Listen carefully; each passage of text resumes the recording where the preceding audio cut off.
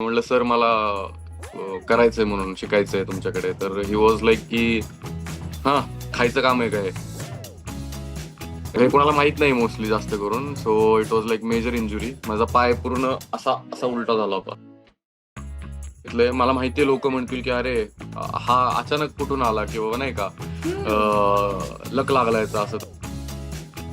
अचानक ती सेटवरती आली आणि माझ्या बर्थडेच्या दिवशी आणि तिने मला गिफ्ट दिलं. पण आमचा बॉन्ड तिकडे क्रिएट झाला होता ना, तो बाहेर आल्यावरती अजून जास्त चांगला झाला. कारण एपिसोड बघितल्यानंतर मला लक्षात आलं की अरे इकडे वेगळंच काहीतरी दाखवलं जातंय किंवा ज्या गोष्टीला एवढं आपण महत्व देत नाही त्या गोष्टी दाखवल्या गेलेल्या आहेत.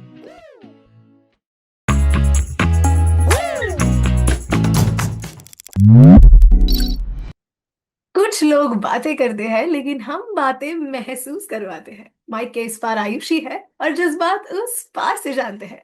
आणि उस पार कोण आहे हे तर आतापर्यंत तुम्हाला कळलंच असेल. कसे आहात तुम्ही? मी मस्त. तू कशी आहेस? मस्त मस्त मस्त. आता तुमच्याशी बोलते तर अजूनच छान. अच्छा, welcome to get some tea with Ayushi. आणि मी लोकांसमोर थोडं इंट्रोडक्शन करते. तर आज येस. आपल्या सोबत आहेत एक असे कलाकार ज्यांनी राया बनून सगळ्यांच्याच मनात घर केलं आणि बिग बॉस मराठीमध्ये त्यांची पर्सनॅलिटी सगळ्यांना बघायला भेटली.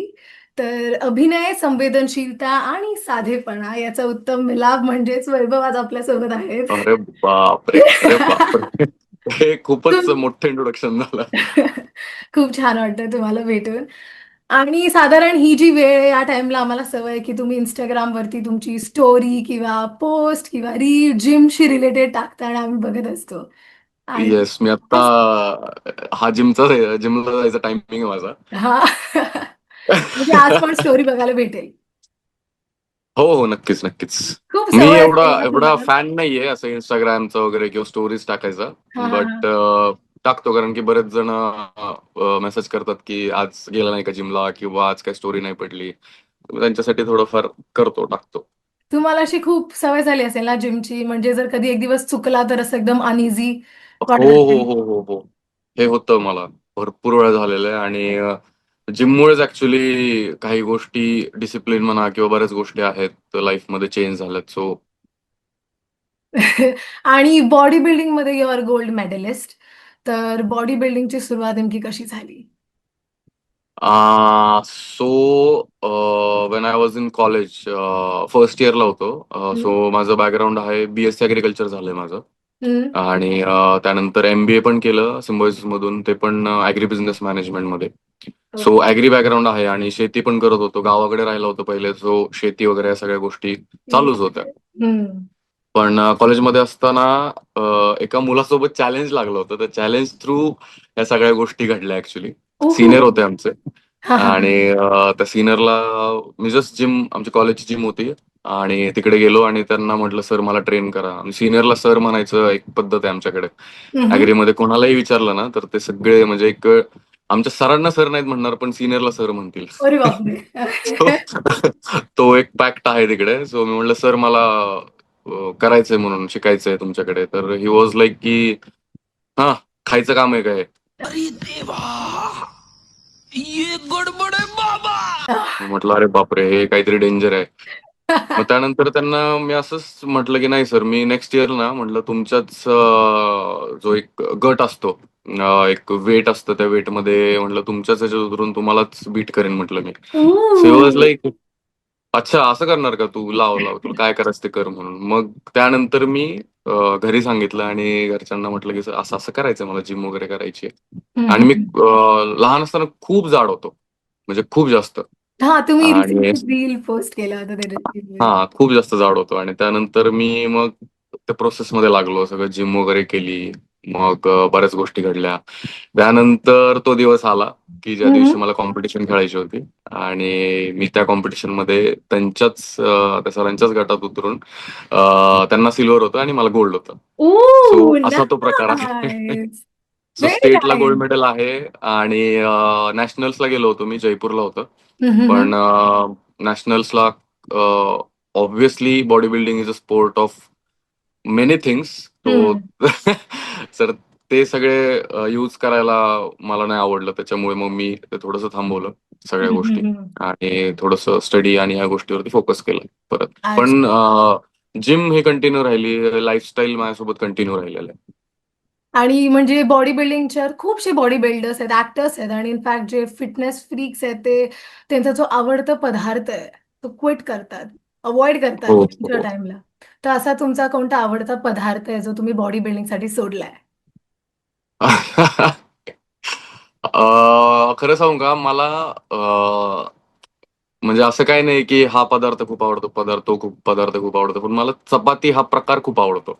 हा. आणि ते पण त्याला ते घरी आपण नॉर्मल बाहेरच्या चपात्या नाहीत. म्हणजे घरी मम्मी ते पदरवाल्या चपात्या बनवते बघा. हा हा हा म्हणजे हा त्याला हा. असे घडी करून करून कढी, करून ओ त्याला जे येस, तूप हा वगैरे हा हा तेल तर लावून. येस येस येस येस तर ते मी खूप मिस करतोय. मी खूप वर्ष झाले खाल्लेलं नाहीये चपाती. म्हणजे जवळपास आत्ता सध्या तरी तीन तीन वर्ष झाले असतील मला वाटतं चपाती नाही खाल्ली मी. 3 वर्ष? आणि हो हो आत्ता रिसेंटली एक मागच्या आठवड्यात घरी गेलो होतो त्यावेळेस हम्म. म्हणलं खाऊया यार, खूप दिवस झाले. त्यावेळेस एक चपाती मस्तपैकी तूप लावलं मस्तपैकी त्याला आणि खाल्ली एक चपाती. पण मग पण असं किती काही वेगळं. गरजेचं नाहीये की चपाती हम्म. सोडा किंवा असं काही. पण मला म्हणजे ते थोडंसं ब्लोटिंग वगैरे होतं त्या गोष्टीने, म्हणून मी थोडंसं अवॉइड करत होतो. बट आय अच्छा. मिस घरचं जेवण हे मिस करतो मी खूप जास्त खूप जास्त. ओके. आणि खूपशे लोक असं बोलतात की स्वीट नाही खायचंय किंवा जास्त मैदा नसतो हा खायचा, जंक स्वीट नसतो खायचा. स्वीट तर मी सोडूनच दिलेलं आहे. म्हणजे खूप वर्ष झाले मला आठवतच नाहीये की मी साखर हा प्रकार कधी खाल्लाय किंवा काय. म्हणजे असं जास्त करून मोस्टली मी बाहेर जरी गेलो ना कुठे तरी I hmm. Try to eat like fruits and all, ज्याच्यातून नॅचरल शुगर आपल्याला नॅचरल, भेटेल. हा.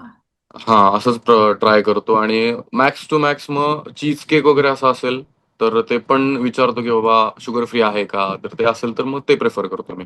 म्हणजे बट लास्ट कधी असं प्रॉपर शुगर तुम्ही असं कन्झ्युम केलंय, अंदाजे किती वर्षांपूर्वी?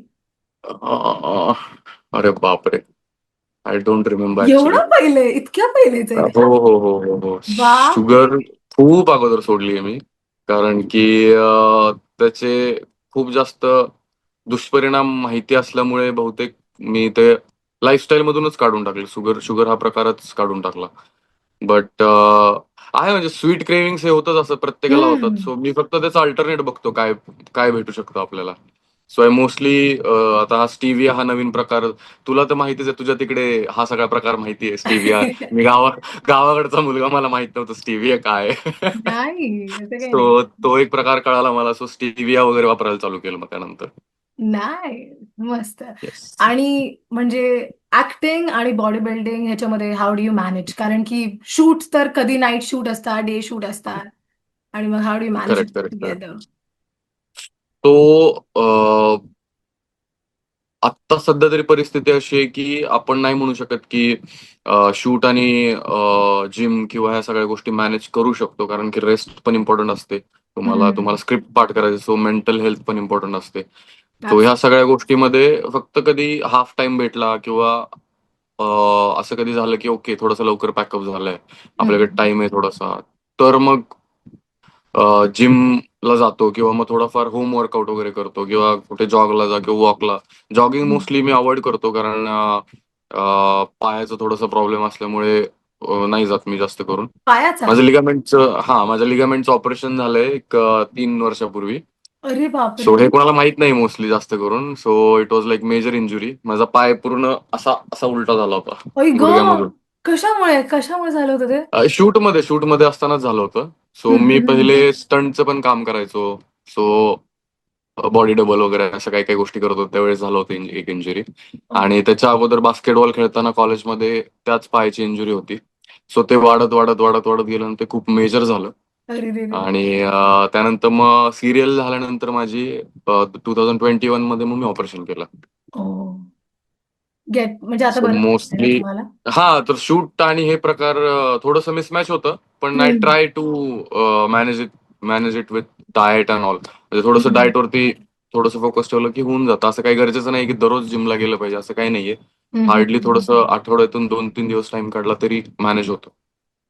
आय होप तुमचा पाय बरा असू दे आता पुढे पण. आहे एकदम फिट आहे, मी एकदम फिट आहे. ओके. काही नाही झालंय.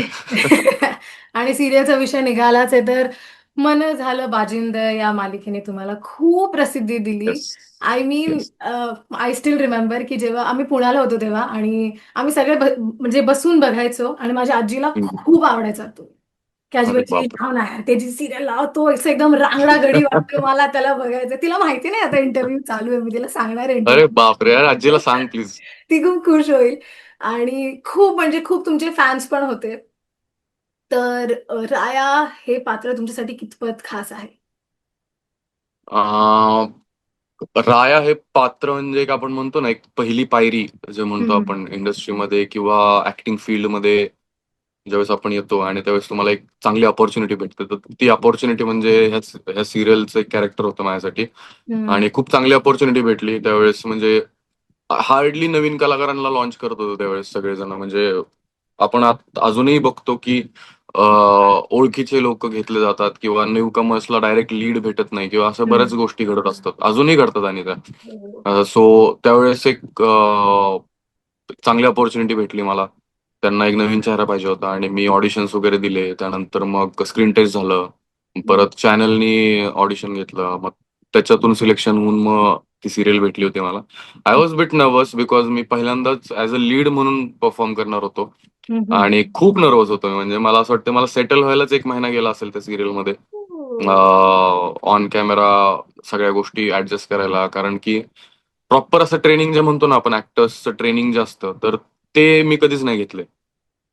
मी ऑन सेट अच्छा म्हणजे जेवढं काही पण शिकलोय क्लासेस तेवढं. वगैरे काहीच नव्हते घेतले? नाही नाही नाही नाही, मी काही नाही घेतलंय. मला माहितीये लोक म्हणतील की अरे हा अचानक कुठून आला किंवा नाही का, हम्म. लक लागलायचा, असं तसं तसं काही नाहीये. सो मी त्या अगोदर स्पॉट बॉयचं काम करत होतो ऑन सेट, कारण की मला फील्ड बद्दल जाणून घ्यायचं होतं. आणि त्यावेळेस एवढे पैसेही नव्हते की मी कुठला क्लास जॉईन करून त्याच्याकडून शिकून घ्यावं कसं असतं कॅमेरा राईट लेफ्ट काय असतं हम्म. किंवा लाईट कसं आपण चेहऱ्यावरती घेतो तो एक प्रकार.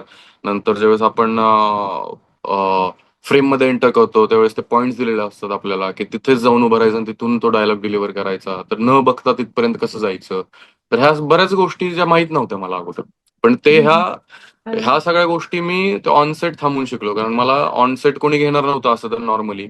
सो हम्म. मग मी ते स्पॉट बॉय कुठं कपडे इस्त्री कर लोकांचे, ऍक्टर्सचे, माईक लाव, बूममॅन म्हणून काम केलं. परत बरेच बरेच स्टंटचं काम केलं. परत बऱ्याच सेटवरती असं थोडं थोडं थोडं काम करत मग मला थोडंसं कळालं की असं असतं तसं. आणि बरेच ऍक्टर्स आहेत ज्यांनी मला हेल्प केली. हम्म. ज्यावेळेस त्यांना मी सांगायचो की सर मला पण ऍक्टिंग करायची आहे आणि मी भरपूर ट्राय करतोय, तर ते मला स्क्रिप्ट घेऊन सांगायचे, बसून सांगायचे की असं असतं तसं असतं, आपल्याला इथे ह्या गोष्टी केल्या जातात किंवा असं लर्न केलं जातं, असं पाठ केली जाते स्क्रिप्ट. हम्म. तर त्या लोकांनी खूप मला मदत केली. बरेच ऍक्टर्स आहेत ज्यांनी खूप हेल्प केलेली आहे मला. मराठी इंडस्ट्रीमधलेच आहेत, अजूनही सिरियल करतात चांगल्या चांगल्या. हम्म. आणि मूवीज मधले पण आहेत दोघं तिघ जण. सो त्यांनी पण हेल्प केली. So thankful to them actually. Uh, अच्छा तसं मी बोलली होती की तुमचे खूप फॅन झाले होते तर तुमचा अशा कोणत्या फॅननी तुमच्यासाठी असं काही क्यूट स्वीट जेस्चर केलंय जे तुमच्या अजूनही लक्षात आहे? येस. मी जी सिरियल करत होतो त्यावेळेस एक मुलगी मला आठवतीये, संजीवनी नाव आहे तिचं. हम्म. हम्म. आणि तिला जॉब लागला होता. पहिला म्हणजे पहिला महिना पूर्ण झाला तिच्या जॉबचा. तर ती खूप मोठी फॅन, म्हणजे ती मेसेज वगैरे करायची. आणि ती म्हणजे मेसेज म्हणजे त्या पद्धतीने नाही, ऍज अ फॅन म्हणून, ऍज अ फॅमिली पर्सन म्हणून ती मेसेज करायची की दादा छान काम करतोय असं तसं. आणि मग अचानक ती सेटवरती आली हा. आणि माझ्या बर्थडेच्या दिवशी. हम्म. आणि तिने मला गिफ्ट दिलं. आणि तिने सांगितलं की हा माझ्या पहिल्या पगारातून गिफ्ट आहे तुझ्यासाठी. ओ. सो ते एक टायटन होतं. आणि मी ते ऍक्सेप्ट नाही करू शकलो कारण की इट वॉज टू कॉस्टली. हम्म. आणि माझं असं म्हणणं होतं की नको, प्लीज नको, प्लीज नको. बट शी इन्सिस्टेड अँड म्हणलं ठीक आहे. सो अजूनही ते वॉच मी आहे माझ्याकडे, ते मी वापरतो अजून पण. आणि ते खूप स्पेशल आहे माझ्यासाठी, कारण की ते तुम्ही विचार करा ना, पहिलं आपण घरी देतो ना पैसे, पहिला एक्झॅक्टली. पगार झाल्यावरती, किंवा देवापुढे ठेवतो, किंवा घरी पैसे देतो आई वडिलांना आपल्या, किंवा आपल्या कामासाठी वापरतो. But she gave it to me. तर पहिल्या पगारातून तिने गिफ्ट दिलं मला. तो संजीवनीला खूप खूप थँक्स म्हणेन मी. अजूनही माझ्याकडे आहे ते वॉच आणि अजूनही मी ते वापरतो. अजूनही तसंच सेफ अँड साऊंड आहे, छान आहे. त्याला सारखं कधी कधी थोडंसं रिपेअर वगैरे करायला लागतं, पण ते आहे, वापरतोय व्यवस्थित. नाही सो ते खूप मोठी गोष्ट होती माझ्यासाठी, की कोणीतरी असं काहीतरी गिफ्ट देणं, हे पण माझ्यासाठी पहिल्यांदाच घडलं होतं, की एवढं मोठं गिफ्ट. अरे अशी सवय नाहीये ना, की कोणी गिफ्ट द्यावं ह्या गोष्टींचं. बट खूप छान वाटलं तिने गिफ्ट दिलं. सो ते एक स्पेशल मुवमेंट होते माझ्यासाठी आणि ते अजूनही, कारण ते कायम लक्षात राहील माझ्या. येस. ओके. मन झालं बाजिंदर ह्याच्या सेट वरती असा कोणता फनी किंवा असा किस्सा कोणता जो तुमच्या लक्षात आहे अजूनपर्यंत? अरे बापरे, खूप खूप सारे किस्से घडलेले आहेत तिथे, खूप सारे किस्से घडलेले आहेत. एखादा असा जो तुम्हाला शेअर करायला आवडेल.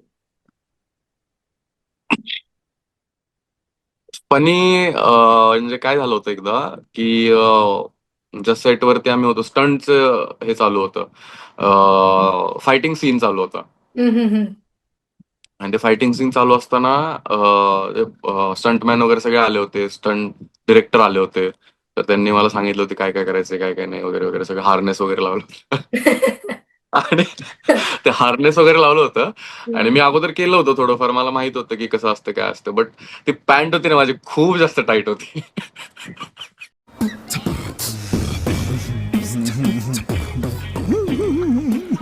आणि ते असं होतं की त्या ट्रकवरती चढायचं होतं आणि रिव्हर्स येऊन असं ते फाईट मारायची होती एका जणाला.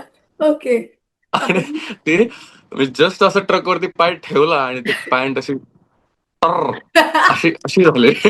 So, आणि तो लिटरली तो सीन केला मी तसंच. हा. पण ते नेमकं ते कॅमेऱ्यामध्ये कॅप्चर झालं होतं. सो मी परत पॅन्ट चेंज करून परत करावं लागलं ते आम्हाला. मला वाटलं की नाही दिसणार, बट ते दिसलं.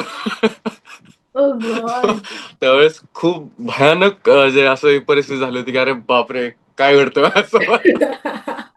आणि सगळे लोक असतात ना आजूबाजूला बघायला, मग हो अजून हो हो हो, ऑकवर्ड खूप होतं. त्यावेळेस तर तो सीन सिक्वेन्स मोठा होता. त्यावेळेस मला वाटतंय अराउंड 50-60 लोक होते तिथे. आई स्टंट स्टंटवाले पण होते, क्रू मेंबर पण जास्त होते त्यावेळेस, कारण ते स्टंटचा सीन बघायला पण लोक आले होते आणि त्यांच्या समोर हे सगळं घडलं गॉड. होतं. So nice. मेमरीज असतात ना, खूप मेमरीज हा, असतात. अरे खूप खूप जास्त मेमरीज आहेत. आता मला एवढं असं लक्षात नाही येत, पण असं कधी स्क्रोल वगैरे केलं ना की लक्षात येतं, अरे यावेळेस हे घडलं होतं, ते घडलं होतं. सो आहेत बऱ्याच, खूप खूप छान मेमरीज आहेत मन झालं बाजिंदाच्या. आणि म्हणजे खूपशा कमी लोकांना माहितीये की तुम्ही एक उत्तम स्केच आर्टिस्ट आहात. अरे बापरे, हो हो. म्हणजे हार्डली कोणाला माहित असेल, मला वाटतं कोणाला हा. माहितीही नसेल. शोधून बट काढले. हा, शोधून तू काढले. खतरनाक आहेस, तुला सगळं माहिती आहे.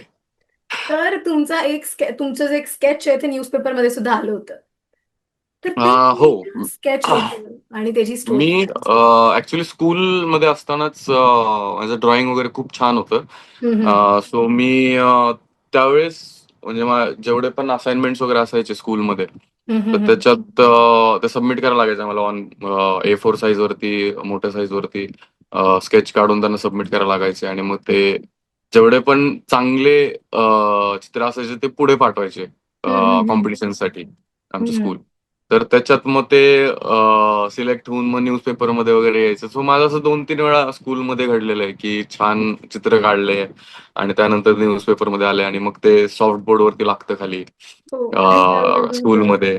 येस येस येस येस, त्यावेळेस सगळेजण येऊन बघतात, अरे हो तुझं स्केच आलं इकडे, किती छान, असं तसं. मग ते भारी वाटायचं. आणि त्यानंतर अॅनिमेशन करायचं होतं मला. ऍक्च्युली 10th नंतर माझं असं होतं की मला अॅनिमेशनच करायचंय, कारण मला खूप आवड स्केचिंगची होती अगोदर.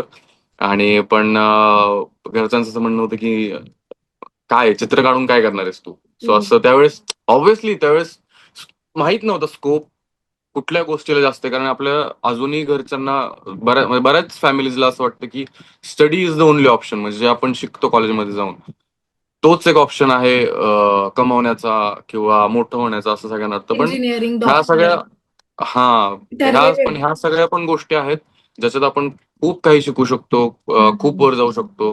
सो आत्ता आत्ता त्या गोष्टी थोड्याशा बदलत चालल्यात आणि पॅरेंट्स त्याला पण प्रेफरन्स देतात की एखादा स्पोर्ट्समध्ये चांगला आहे तर स्पोर्ट्समध्ये त्याला करिअर करायला लावतात लहानपणापासूनच. असं बऱ्याच गोष्टी आहेत.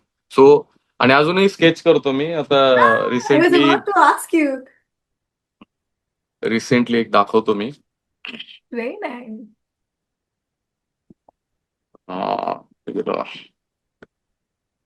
सो मी सध्या तरी म्हणजे आयपॅड वरती स्केच स्केच शिकतोय हळूहळू, कारण मला आयपॅडचं माहित नव्हतं जास्त. रिसेंटली आयपॅड परचेस केला आणि त्याच्यावरती शिकतोय.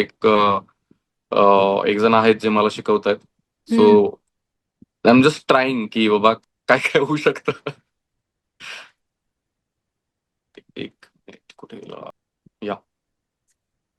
सो हे ऍक्च्युली म्हणजे माझं स्केच आहे हे. मला माहित माहित नाही दिसतंय का नाही. ओ येस. तो ही एक इमेज होती माझी. आणि ते बघून मग मी थोडस वॉटर कलर आणि ते व्हेरी युज करून. नाईस. Very nice. ते मधून मधून जातं आणि तुमचं ते पिक्चर येतं मागचं, बट या थोडं. येस. Very nice. सुंदर. तो खूप हे छान. असं ट्राय करतोय थोडं थोडं मी. Let see. मस्त. खूप छान. तर तुम्ही आता रिसेंटली बिग बॉसच्या घरात सगळ्यांनी तुम्हाला बघितलं अरे बिग बॉस. बापरे, यस. आणि बिग बॉसच्या घरात एरेना सोबत तुमचा एकदम स्पेशल बॉन्ड दिसला होता. अजून पण दिसतो, तुम्ही एकत्र रील्स टाकता, पोस्ट करतात. अरे तर आहे त्याच्यासोबत खूप स्पेशल बॉन्ड आहे, खूप स्पेशल बॉन्ड आहे. लोकांचा असा प्रश्न आहे की ये रिश्ता क्या कहलाता है. ये रिश्ता बहुत कुछ कहलाता है, लेकिन सिर्फ बहुत कुछ मध्ये प्रेम ह्या सगळ्या गोष्टी नाहीयेत. तर तो अच्छा. बॉन्ड जो असतो आपण म्हणतो की एक मित्रत्वाचा बॉन्ड असतो ना, तो खूप खूप छान आहे आमचा. म्हणजे लिटरली असं झालं ना की एक्सपेक्टेशन्स जे असतात ना लोकांकडून, आपल्या म्हणजे नाही का, मित्राकडून किंवा मैत्रिणीकडून किंवा आपल्या प्रेमाकडून, तर तसलं काही नाहीये. एक्सपेक्टेशन्स झिरो आहेत. आपल्याला फक्त माहिती की हा म्हणजे नाही का आहे व्यक्ती आपल्यासाठी इम्पॉर्टंट. आणि जो पण आमचा बॉन्ड तिकडे क्रिएट झाला होता ना, तो बाहेर आल्यावरती अजून जास्त चांगला झाला. कारण की आतमध्ये खूप कमी गोष्टी आम्हाला बोलता येत होत्या. हम्म. एक दुसऱ्याबद्दल माहित नव्हतं काही आम्हाला. जास्त काही शेअर नाही करू शकलो आतमध्ये. पण बाहेर आल्यावरती आम्ही भरपूर एकमेकांना शेअर केलं. आपली लाईफ शेअर केली, आपल्या ड्रीम्स शेअर केली की काय काय करायचंय किंवा काय नाही. सो तो एक जो सपोर्ट म्हणतो ना एक, तर तो तिच्याकडून मला खूप भेटतो अजूनही. तो सपोर्ट आहे आणि मीही प्रयत्न करतो तिला सपोर्ट करायचा. कारण अ, तुम्ही एक विचार करा ना की ती मुलगी हम्म. बाहेरच्या देशातली आहे, करेक्ट. आणि ती इकडे येऊन किती 7 इयर्स झाले मला वाटते, 7 किंवा 8 इयर्स झाले ती इकडे येऊन तिचं अस्तित्व निर्माण करायचा प्रयत्न करते. खूप अवघड आहे. Very difficult. खूप गट्स लागतात त्या सगळ्या गोष्टी करायला. आणि ती जी करते ना त्यासाठी खरंच म्हणजे हॅट्स ऑफ आहे. आणि ती ज्या पद्धतीने सगळे ओव्हरऑल काम करते किंवा तिचं जे कामाची पॅटर्न आहे, आणि ती खूप म्हणजे आपण म्हणतो पंक्च्युअल आहे, खूप पंक्च्युअल. म्हणजे एकदा तर असा किस्सा घडला होता की मी तिला म्हटलं हा 5 मिनिटात आलो. आपण म्हणतो ना आलो 5 मिनिटात. तर तिचं 5 मिनिट म्हणजे एक्झॅक्ट 5 मिनिटच असलं पाहिजे असे. तर ते एक तिच्याकडून खूप शिकायला भेटतं मला की करेक्ट टायमिंग सांगायचं पुढच्याला की बाबा हा टाइम आहे, एवढा एवढा टाइम लागणार आहे मला. सो त्यासोबत आणि ते भांडणमध्ये रूपांतर होतं आमचं की हा म्हणजे 5 मिनिट 6-7 मिनिट पण होऊ शकतं ना, एवढं काय त्याच्यात. इंडिया आहे, हो, असं होत म्हणजे असतं असं. एका मिनिटाची पण व्हॅल्यू आहे. अरे खूप जास्त. मला तिने एका एका मिनिटाची व्हॅल्यू शिकवते ती मला की बाबा 1 मिनिट पण किती इम्पॉर्टंट असतो हे पण तिने मला सांगितलं. जे की मी खूप जास्त अवॉइड करत होतो पहिले की 1 मिनिटात असं काय घडणार असं होत होतं मला. बट आणि आमचा बॉन्ड खूप चांगला आहे आणि मला असं वाटतं की देवाला प्रार्थना करेन की हा बॉन्ड असंच राहावा, छान राहावा मस्तपैकी. आणि येस की हे मित्रत्वाचाच बॉन्ड आहे आणि तो तसाच राहावा अशी माझी कायमची इच्छा आहे. त्याच्या पलीकडे असं कोणी काही विचार करू नका किंवा असं. ती पण नाही विचार करत आहे, मी पण नाही विचार करत आहे. ठीक आहे, म्हणजे लोकच लोकच करतायत. हो अंदाज का? काहीतरी. अच्छा, पण हे जे एज आहे, या एज मध्ये सगळ्यांचं असं फॅमिली प्रेशर असतं की लग्नाचं, की आता तुम्ही येस. लग्न करा, हे एज आहे आता तुम्हाला करायलाच पाहिजे. तर तुमच्या या फॅमिलीचं असं प्रेशर आहे का तुमच्यावरती? प्रेशर असं नाहीये. पहिले थोडंसं होतं. मी जॉबला वगैरे असताना थोडंसं म्हणायचं की ओके आता मोठ्या मोठ्याचं झालं की मग तुझं पण उरकून टाकायचं पटकन वगैरे असं असं असं. हम्म. पण नंतर मी करिअर स्विच केलं आणि करिअर स्विच केल्यानंतर त्यांच्या पण लक्षात आलं की वेळ लागणार आहे म्हणून हम्म. ह्या गोष्टीला. का लगेच कोणी लगेच सेटल होणार नाहीये ह्या फील्डमध्ये. कारण की एकदा करिअर चेंज झालं की स्क्रॅच पासून सुरुवात करावी लागते. आणि मी लिटरली स्क्रॅच पासूनच सुरुवात केली म्हणजे ऑन सेट झाडू मारण्यापासून पण काम एक्झॅक्टली केलं. तुम्ही त्याच्यामुळे सगळ्यांना माहिती आहे घरच्यांना की याचं थोडंसं वेगळं चालू आहे. सो आत्ता तरी त्यांचं असं काही नाहीये, पण आहे अधूनमधून मम्मीचा एक टॉन्ट असतोच की कधी उरकायचं भैया तुझं, कधी उरकायचं. म्हणतो नाही आत्ता नाही, वेळ आहे अजून. So they are okay with it, but still I think की त्यांच्या मनात असेल पण ते बोलत नसतील मला वाटतं माझ्यासोबत तसं की कर म्हणून, की प्रेशर वगैरे असं काही करत नाही, कारण त्यांना पण दिसतंय की चालू आहे, त्याचे प्रयत्न चालू आहेत, बऱ्याच गोष्टी काय काय करायच्यात त्याला. सो प्रेशर असं काही नाहीये पण सध्या तरी तरी. आउट ऑफ क्युरिओसिटी म्हणजे सगळ्या हम्म. ला पण तुमच्या जाणून घ्यायचे की तुम्ही काय प्रिफर कराल, लव्ह मॅरेज की अरेंज मॅरेज? यार हे सध्या तरी अवघड आहे सांगणं, म्हणजे याचं काही कारण की फोकस नाही, असं फोकस म्हणजे त्या गोष्टींवरती जास्त विचार करतच नाहीये मी आता, की मॅरेज किंवा लाईफ पार्टनर किंवा ह्या सगळ्या गोष्टींचा आता नाही पण विचार जरी करत आहे मी, खरं सांगतो. 5 वर्षानंतर विचार करायचा असेल तर काय असू शकतं? अरे बापरे, हे हे हा अंदाज आहे क्वेश्चन आहे ना, मला जॉब इंटरव्ह्यू मध्ये विचारला जातो सारखा सारखा. की where do you see your self after 5 years. 5 years. So असं वाटतं HR बसले पुढे आणि हो विचारतो. गॉड. सो असं काही नाही, साधं सिम्पल जे म्हणजे असं माझं काय असं प्रेफरन्स असं काही नाहीये, कारण की बऱ्याच गोष्टी अशा घडतात रे की आपल्याला पास्ट लाईफ कोणाचं माहित नसतं, प्रेझेंट कोण कसं वागतं काही माहित नाही. आणि या बिग बॉस मध्ये एवढं काय शिकायला भेटलंय मला, बापरे. मला तर विश्वास उडाला असं सगळ्या गोष्टींवरती की कोणावरती विश्वास ठेवा कोणावरती नाही, असं झालेलं आहे मला. सो आतमध्ये वेगळं अजून होतं, तरी बाहेर नाही काय. आल्यावर वेगळं कळलं. हो, अरे खूप भयानक. आणि माझ्या बाबतीत पण असं घडलं की लोकांना असं समज झाला की मी म्हणजे आतमध्ये जे दाखवलं गेलं की तो तसा आहे का कसा आहे काय आहे, किंवा बाहेर आल्यावरती लोक म्हणतात तू एक बाहेर वेगळाच आहे. म्हणजे म्हणजे मी लिटरली एपिसोड बघितल्यानंतर मला लक्षात आलं की अरे इकडे वेगळंच काहीतरी दाखवलं जातंय, किंवा ज्या गोष्टीला एवढं आपण महत्व देत नाही त्या गोष्टी दाखवल्या गेलेल्या आहेत. हम्म. असं असं खूप काही घडलं आणि ते मिस अंडरस्टँडिंग झालंय लोकांचं की जाऊ दे आता, त्या गोष्टी म्हणजे इतक्या भयानक आहेत एक्सप्लेन करणं पण असं वाटतं की यार मी काय एक्सप्लेन करू कोणाला, असं झालेलं आहे मला. माझ्या जवळच्या लोकांना माहितीये मी कसं आहे, त्याच्यामुळे ते पण नाही, आणि मी वोट नाही असं केलं काही. होतं तुम्हाला. शपथ, मी थँक्यू सो म्हणजे मच. सगळ्यांनी वोट केलं होतं तुम्हाला. Thank you so much. अच्छा, ठीक आहे. आता आपण वळूया आपल्या नेक्स्ट राऊंड कडे, which is the rapid fire round. ठीक आहे. आणि ओके. येस, तर तुमचा आवडता चित्रपट? अरे बापरे. अं, आहेत 2-3 आहेत, एकच सांगायचं का, असं काय आहे का? 2-3 सांगा, असं काय नाही. ओके. कॉमेडीमध्ये अशी ही बनवा बनवी, जो all time one of favourite. The all time favourite आणि one of the best movie आहे. नंतर नटसम्राट एक आहे.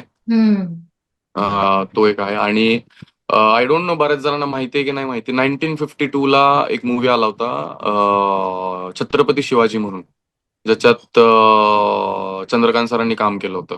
मला माहिती नसेल म्हणजे कोणाला माहिती आहे की नाही, ब्लॅक अँड व्हाईट मूवी होता, बट तो मूवी मला असं वाटतं की सगळ्यांनी जाऊन एकदा बघा, की छत्रपती शिवाजी महाराज आपण म्हणतो ना आता बघतो सगळीकडे की कसे असले पाहिजेत किंवा कसे पर्सनॅलिटी असले पाहिजे, तर तो एकदा मूवी बघा, तुम्हाला कळेल की ऍक्च्युली कसं भारदस्त पर्सनॅलिटी होती त्यांची आणि काय तो मूवी बनवला होता त्यावेळेस. 1952 ला मूवी बनवला होता. सो विचार करा, तो एक मूवी माझा खूप फेवरेट आहे आणि तो वॉचलिस्टला असतो माझ्या कायम.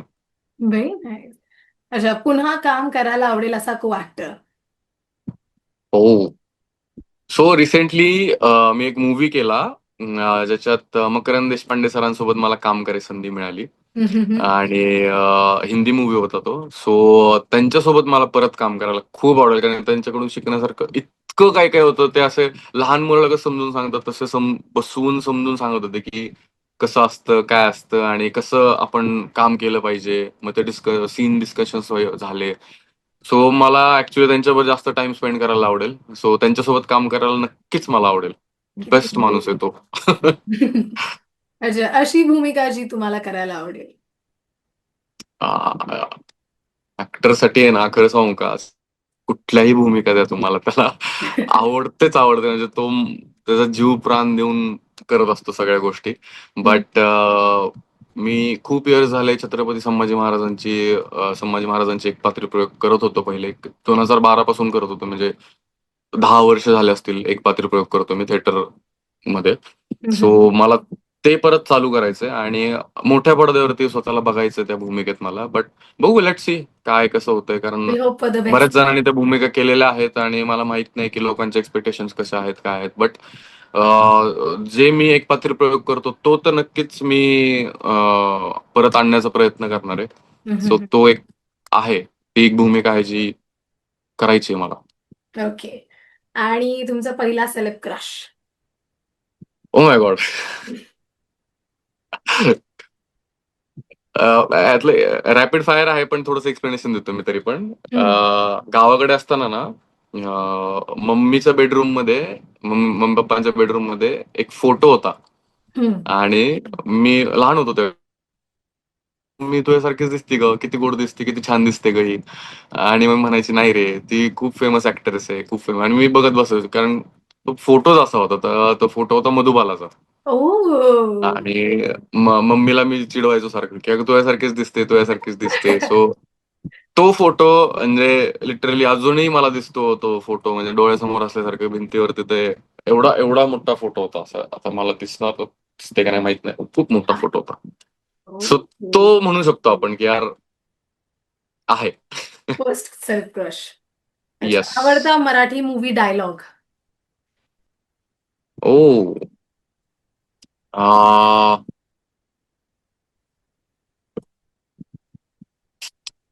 मी शिवाजीराजे भोसले बोलतोय मधले डायलॉग्स आहेत बरेच. त्यानंतर अशी बनवा बनवी मधले खूप सारे डायलॉग्स आहेत. त्यातले ते हा माझा बायको, धनंजय माने घरात आहेत का वगैरे भरपूर आहेत. पण अजून हिंदी मधले पण आहेत भरपूर. बाजीराव मस्तानी मधलं ज्यावेळेस तो निजाम पुढे बसलेला असतो आणि ज्यावेळेस बाजीराव येतात आणि तो निजाम विचारतो की म्हणजे नाही का तो बघितलाय सीन, तो आठवतो तुला? बघितलं, पण मला पण नाही आठवते डायलॉग आता, म्हणजे. तो डायलॉग यार, तो खरंच खतरनाक आहे. म्हणजे तो रणवीर सिंगनी तो डायलॉग बोललेला आहे. म्हणजे नाही का तो पुढून धमकी देतो आणि हा म्हणतो की तो पुढून म्हणतो की निजाम म्हणतो की आप नहीं जानते कि हमारे साथ कौन कौन है. तर बाजीराव म्हणतात की यही ना कि आपकी छावनी के पीछे आपकी सेना खड़ी है, 20,000 सैनिक, 2,000 घोड़े और कुछ हाथी, लेकिन आप ये नहीं जानते निजाम जी कि उनके पीछे 40,000 मराठा सैनिक नंगी तलवार लेकर खड़े हैं जो मेरे एक इशारे पर आपकी पूरी सेना को बर्बाद कर सकते हैं. मग ते विचारतात क्या चाहिए तुम्हें, तर तो म्हणतो पुरा हिंदुस्तान. तो जो ग्राफ आहे ना, इतका मस्त आहे ना तो, खूप छान आहे तो. तो एक डायलॉग मला खूप आवडतो. अच्छा. एक अशी र्युमरची खोटी आहे. एरिना आणि हा ते तर काय आता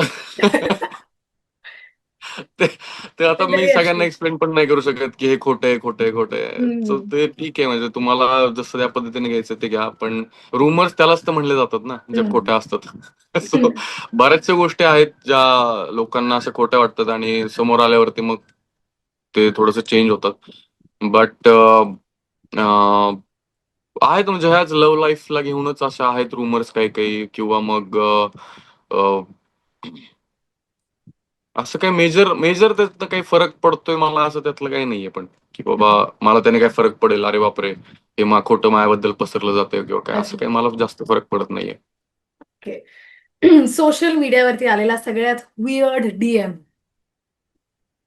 ऐक, तुला एक मज्जा सांगू का? हा. मला जर म्हणजे नाही का, आपण मुलगा आहे मी, राईट? सो मला एका मुलीचा मेसेज आला तर मला नक्कीच आवडेल. येस.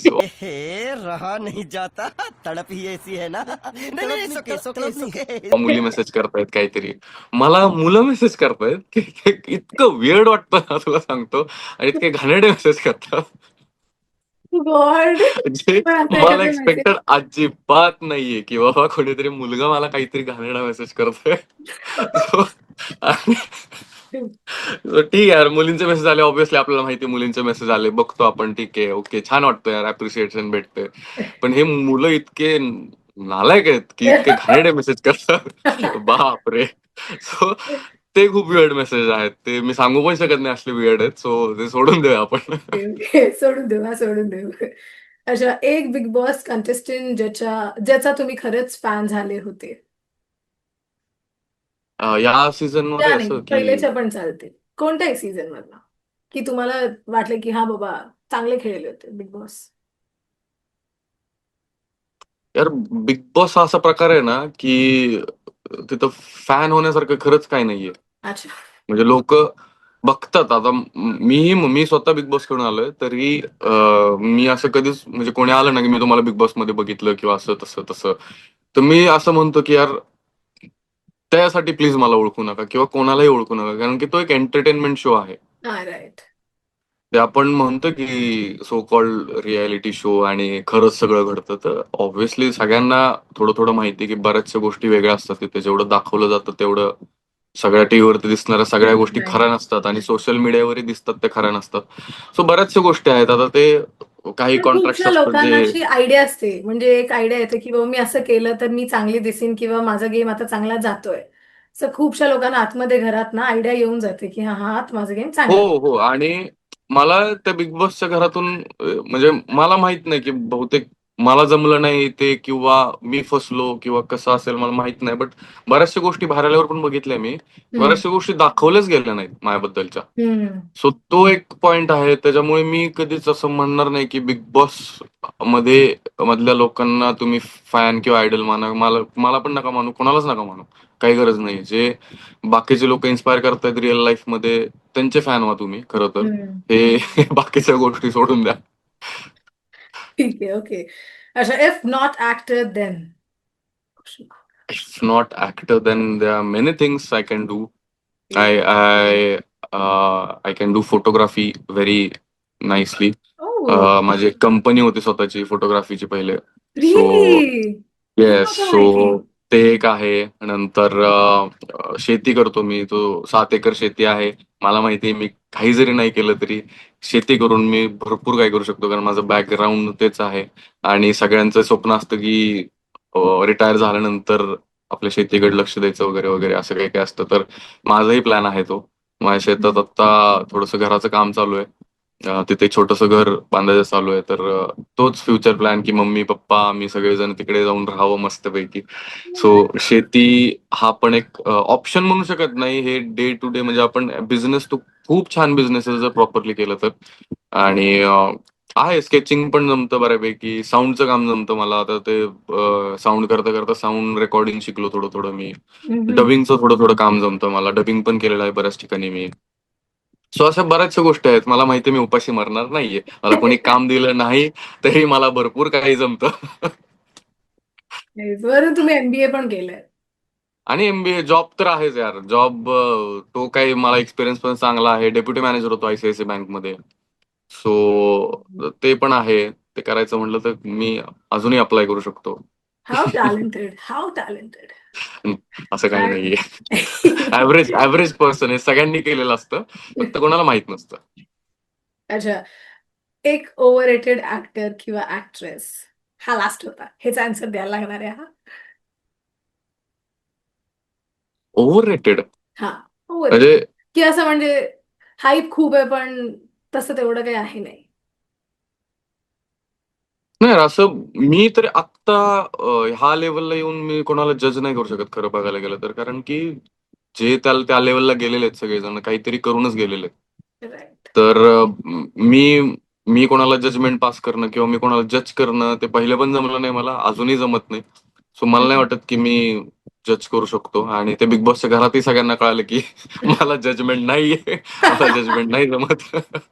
ओके. सो त्या एक गोष्टी आहेत की त्या घरात पण एक एक शिकलो मी की लोकांना बाहेरून बघताना असं म्हणजे असं जाणवतं ना की यार, पर्सनॅलिटी बघूनच असं लोक आयडिया लावतात की यार ह्याने असं केलं पाहिजे, तसं केलं पाहिजे, हे केलं हम्म. पाहिजे. पण प्रत्येकाचा एक स्वभाव असतो. आणि तो स्वभाव कोणाला माहित नसतो की बाबा तो आतमधून का तसा आहे, किंवा लोकांना असं वाटत होतं की हा भांडला पाहिजे, हे केलं पाहिजे, ते केलं पाहिजे. पण त्याच्या पाठीमागं पण एक स्टोरी असते. त्याच्या पाठीमागं बॅकग्राऊंड असतात बऱ्याच गोष्टींचे, की तो का करत नाही तसं, किंवा का तसं घडलं नाहीये किंवा जर घडलंय तर का दाखवलं गेलेलं नाहीये. तर अशा बऱ्याच गोष्टी आहेत.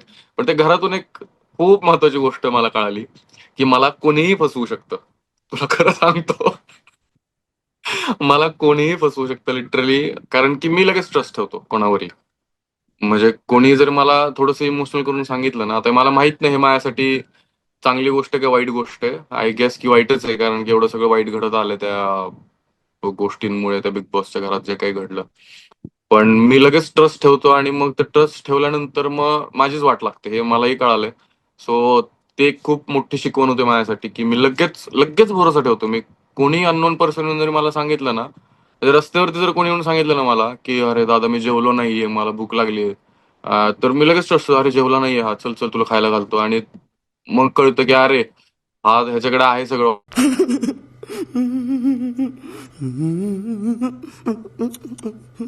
अच्छा.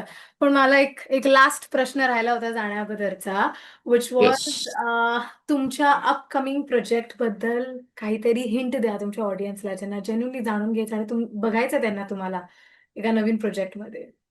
Hint, hint. आहेत 2 प्रोजेक्ट आहेत लाईनअपमध्ये.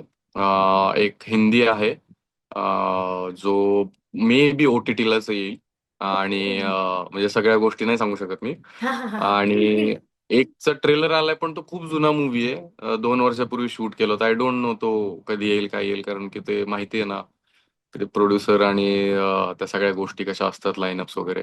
हं. So I don't know about that, but काही प्रोजेक्ट चालू होत आहेत. आत्ता एक 10 दिवसांनी एक शूट करतोय मी अजून एक मूव्ही. तसे तर मूव्ही. तो एक येईल. Yes, yes, yes. मूव्ही आहे आणि साताऱ्यामध्ये शूट करतोय. सो परत एकदा वाईच्या तिकडे जायला मिळणार आहे मला, जिकडे सिरियल केली आहे मी. सो वेरी तो एक आहे. आणि मे बी आपलं रेनी सीझन संपलं की एक अजून चालू होईल. लेट्स सी, हं. Hope so. काही स्वतःचा पण करायचा प्रयत्न चालू आहेत, की स्वतःचे प्रोजेक्ट्स आहेत काही, हं, हं, जे हं, मी हं. पिच करतोय. सो लेट्स सी काय काय होतंय. होप सो सगळं चांगलं होईल. हो, hopefully. Hope for the best.